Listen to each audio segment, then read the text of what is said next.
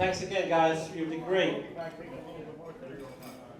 We are going to have a 50-50 tonight, so Pat and I will be walking around while our guest speaker, Mr. Paul Oland, speaks, and I have a few things to say about Paul. I forgot my notes. Oh, here we go. All right, our guest speaker tonight is Mr. Paul Oland. As I mentioned, he's a longtime member of our organization. His speech is titled From Goose Goslin to Mike Trout. Paul is a retired educator and has served his community well as a 2-term Gloucester County Freeholder. He will speak about his 15 years of playing first base for Swedesboro in the Salem County Baseball League. He was named to the All-Star team 9 times. He has written numerous articles about South Jersey baseball history and North Atlantic baseball history. So let's hear it for him, guys. Mr. Paul Oland.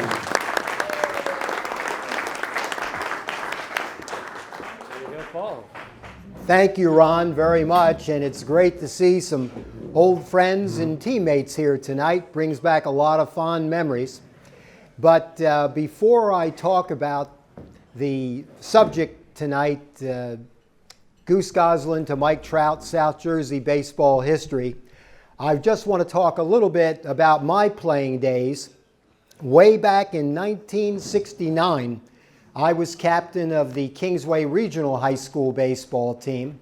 From there, I went on and played some ball at Gloucester State, and then joined the Swedesboro AC of the Salem County Baseball League. Now, in those days, the Salem County League had some very good teams and some top-notch ball players.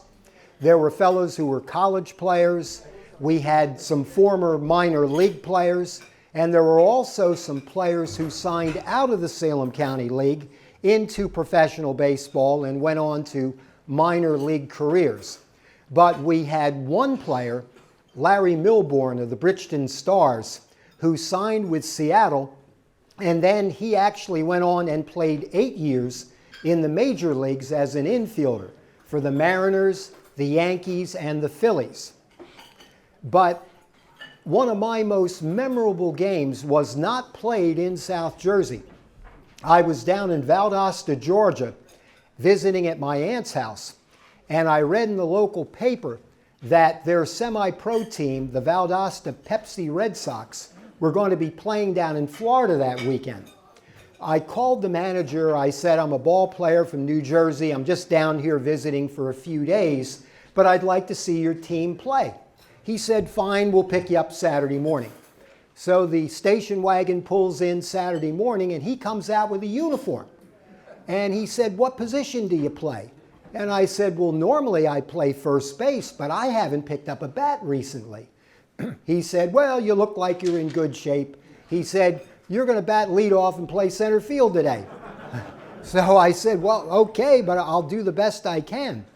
Well, we're driving down to Florida with a couple of the other players, and he said, or I said, who are we playing today?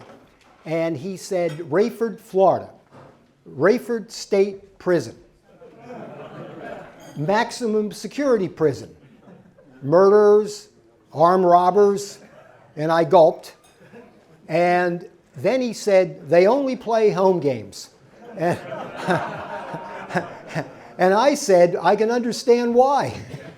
So we get down to this prison out in the middle of nowhere in the swamps of Florida.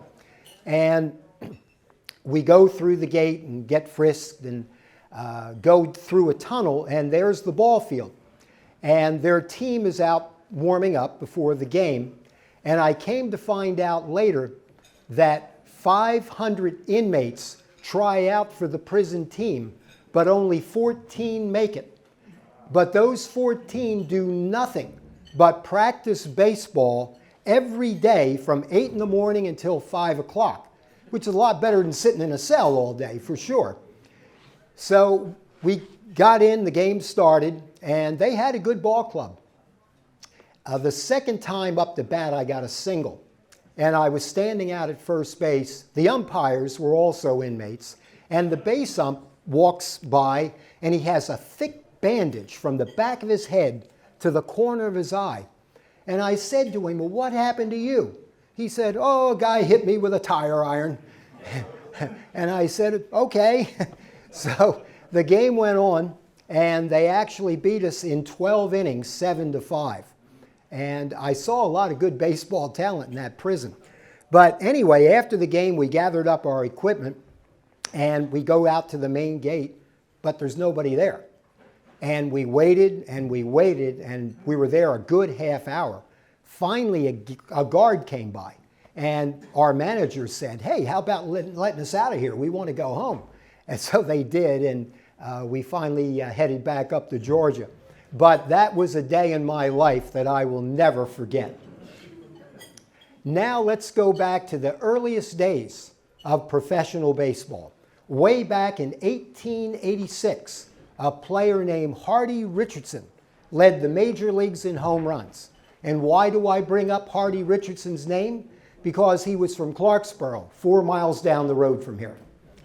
Going into the 20th century, Whitey Witt was a fine outfielder in the American League for a number of years, was a teammate on the Yankees of Babe Ruth's. Whitey Witt for many, many years had a farm in Alloway, and he used to attend this dinner every year until his death in 1988. A contemporary of Whitey Witt's was Leon Goose Goslin, born in Salem in 1900. Goslin did a lot of farm work as a boy, grew into a big, strong 5'11", 185-pounder, and he gained quite a reputation as a strong-armed right-handed pitcher in leagues in and around Salem. One day when he was 18, a scout saw him play. He also, by the way, swung a pretty strong left-handed bat, and the scout saw him pitch and he saw him hit. And he said, I can get you signed to a professional contract with a minor league team down in Columbia, South Carolina. He said, but you're going as an outfielder, not as a pitcher, because I've seen that strong left-handed bat, and that's your future in the game. So Goose signed on the dotted line, went down and had 2 great years in Columbia, and then in 1921 was signed by the Washington Senators. 1922 was his first full season in Major League Baseball. He hit .324, led the American League in triples, and through the 1920s, he batted over 300 every year for Washington, 11 times drove in over 100 runs. He was also a star in the World Series. 1924 and 1925, the Senators won the American League pennant. They won the World Series in 1924, and he led the way with his heavy hitting. In 1928, he led the American League in batting with a .379 average. And in 1930 was traded to the St. Louis Browns, kept up his great hitting. Then in 1934, he went over to the Detroit Tigers. The Tigers won the pennant in 34 and 35. In 1935, he had the game-winning hit in the last game of the World Series to give the Tigers the World Championship. Now, Goose, after an 18-year career, put up some tremendous numbers. .316 lifetime batting average, 248 home runs, 1,609 runs batted in. He had 500 doubles in his career. And after 18 years, he came home to Salem, ran businesses, a couple of different businesses for a number of years. But in 1967, a group of local ex-ball players from this area got together, and they said, why isn't Goose Goslin in the Hall of Fame? His numbers were as good, if not better, than many of the players who were in the Hall at that time. So they decided to do something about it. They were led by a man named Cy Eastlack, who for many years owned Ace Motors in Woodbury. And some of the others involved included Jack Scott, Chiz Harmon from Pittman. Bob Shryock at that time was the sports editor of the Woodbury Times. He did a lot of the publicity for them. And lo and behold, their petition drive was successful. The next year, 1968, Goose Goslin was elected by the Veterans Committee to the Hall of Fame. Well, this group of old-time ball players were so thrilled they held a banquet in Goose Goslin's honor. It was a big success, and they decided, hey, well, let's have a baseball dinner every year. As a result, the South Jersey Baseball Old Timers was formed. Tonight is the 54th annual dinner of the organization. A man that I knew, Earl Rapp, was a four-sports star at Swedesboro High School. Earl graduated in 1940, was signed by the Phillies shortly after, spent 2 very good years in the minor leagues. But then World War II broke out, and in May 1942, Earl Rapp joined the U.S. Army. He saw action in Italy, in Africa, and in France. I'm now going to read you a portion of a newspaper article that ran in the Swedesboro News in 1945. First, I have to get my glasses on.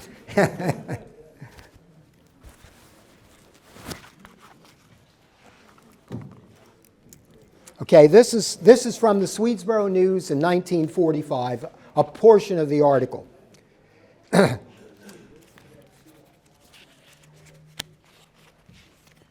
Here we are.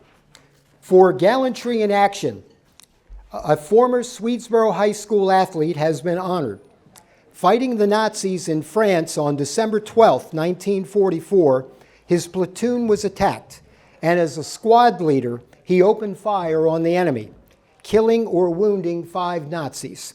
He then infiltrated through the enemy lines, wading 200 yards through a chest-deep stream, and brought back 2 comrades who had been wounded during the battle.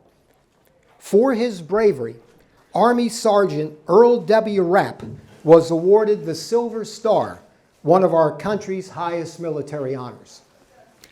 Well, Earl was quite a man, and after the war he returned to baseball, and in 1949 he made his major league debut with the Detroit Tigers, but he was traded shortly after that to the Chicago White Sox, where he played left field for them. But Earl was a man on the move. From the White Sox, he went to the New York Giants, the St. Louis Browns, and the Washington Senators. He led the American League in pinch hitting in 1952 and had a lifetime batting average, a respectable .261, as a left-handed hitting outfielder. But Earl wasn't done with baseball. Houston came calling, and they were looking to beef up their scouting department. They hired him as a scout, and he stayed with the Astros for 17 years. He signed several prominent players. And from Houston, he went on and scouted for Kansas City for 5 years, then on to the Montreal Expos, and finally the Cincinnati Reds. He had a 50-year legacy in our national pastime, and I enjoyed talking to him on a number of occasions. He had some great stories, and one I do remember. He, as a rookie, was batting against the great Cleveland Fireball pitcher, Bob Feller. Had a great fastball. Went on to the Hall of Fame. But Feller was on the mound for Cleveland. Earl stepped into the batter's box, and here comes a crackling fastball. Earl swings and misses, strike 1. Another blazing fastball comes across. Earl swings and misses, strike 2. The third pitch was another fireball, but it was low. So Earl took the pitch. But the umpire calls out, strike 3. And Earl couldn't believe it. He turned around to argue with the umpire, and he pointed downward, and he said to the ump, "Did you see where that pitch was?" And the ump said, "No, but it sounded like a strike."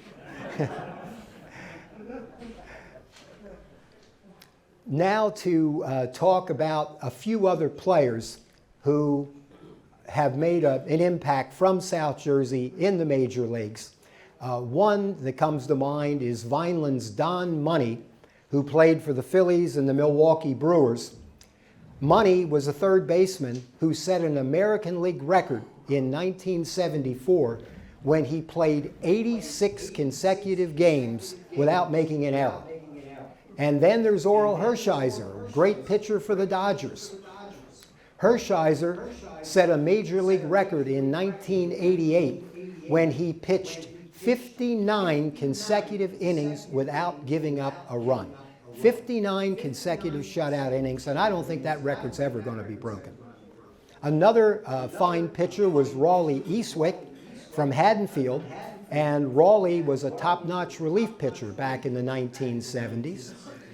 And then there was a couple of local boys who, although they didn't have long major league careers, I do want to mention Mullica Hill's Jeff Datz played briefly as a catcher, but then spent many years as a coach with Cleveland and Seattle. He was a third base coach, and he retired in 2015.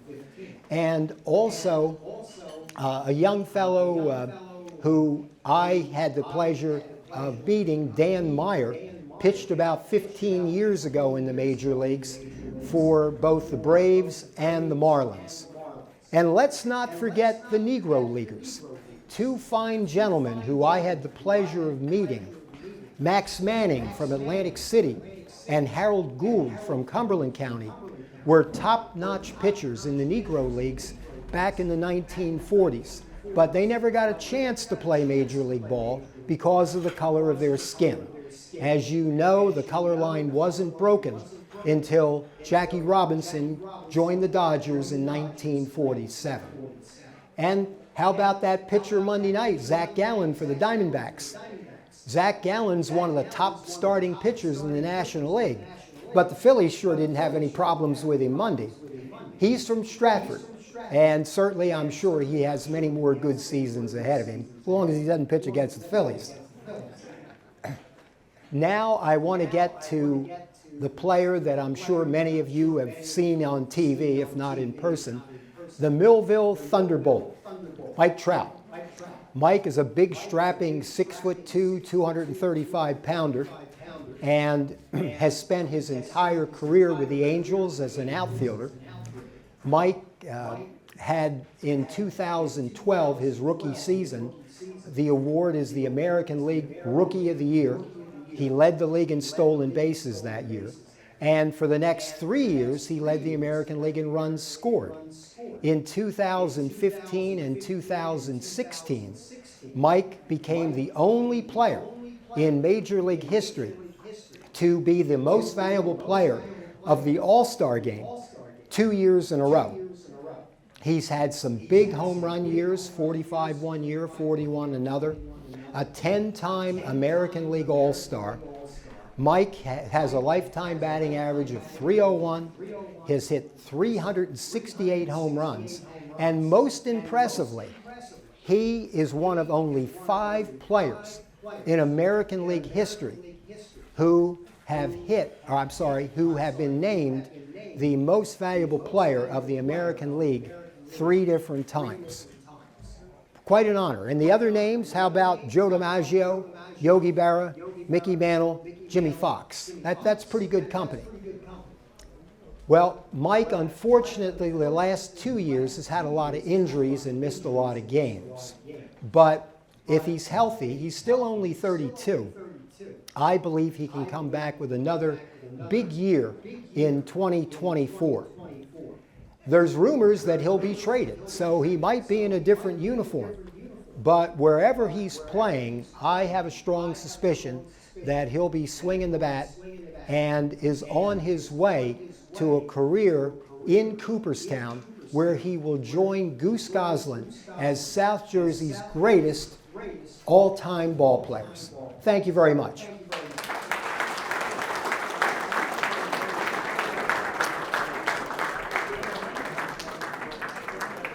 Thank you very much, Paul. Let's hear once again Paul Oland. Thank you very much, Paul. That was great.